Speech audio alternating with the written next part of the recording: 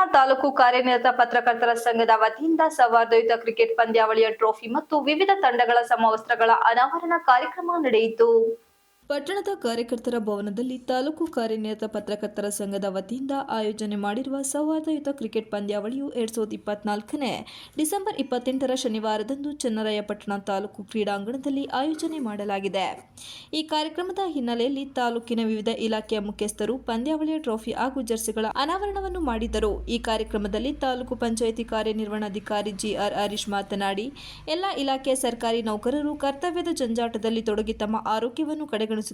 ಇದನ್ನು ಮನಗಂಡ ತಾಲೂಕು ಕಾರ್ಯನಿರತ ಪತ್ರಕರ್ತರ ಸಂಘವು ವಿವಿಧ ಇಲಾಖೆಯ ಅಧಿಕಾರಿಗಳ ತಂಡಗಳ ನಡುವೆ ಕ್ರಿಕೆಟ್ ಪಂದ್ಯಾವಳಿಯನ್ನು ಆಯೋಜನೆ ಮಾಡಿರುವುದು ತುಂಬಾ ಸಂತೋಷದ ವಿಚಾರ ಎಂದರು.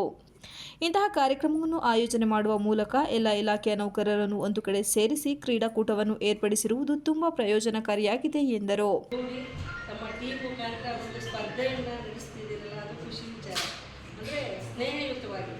ಯಾಕೆಂದರೆ ನಾವೆಲ್ಲ ಜಂಜಾಟದಲ್ಲಿ ಪ್ರತಿದಿನ ಕೆಲಸವನ್ನು ನಿರ್ವಹಿಸ್ತಾ ಇರ್ತೀವಿ.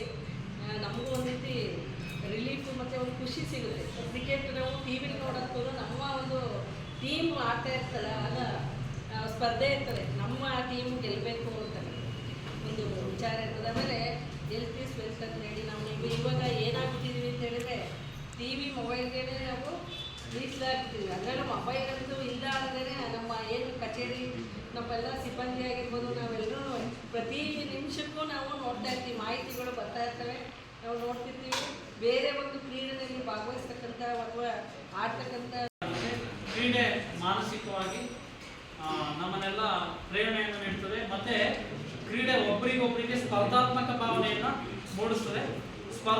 ನಾವು ಸ್ಪರ್ಧೆಯಾಗಿ ತೆಗೆದುಕೊಳ್ಬೇಕಾಗುತ್ತೆ. ಸೋಲು ಗೆಲುವು ಕ್ರಿಕೆಟ್ನಲ್ಲಿ ಮತ್ತು ಯಾವುದೇ ಕ್ರೀಡೆಯಲ್ಲಿ ಸರ್ವೇ ಸಾಮಾನ್ಯವಾಗಿರ್ತದೆ. ಸೋಲನ್ನು ಸಮಾನವಾಗಿ ಸ್ಪೋರ್ಟಿವ್ ಆಗಿ ತೆಗೆದುಕೊಳ್ಳತಕ್ಕಂಥ ಭಾವನೆ ನಮ್ಮೆಲ್ಲರಲ್ಲೂ ಇರಬೇಕಾಗುತ್ತೆ.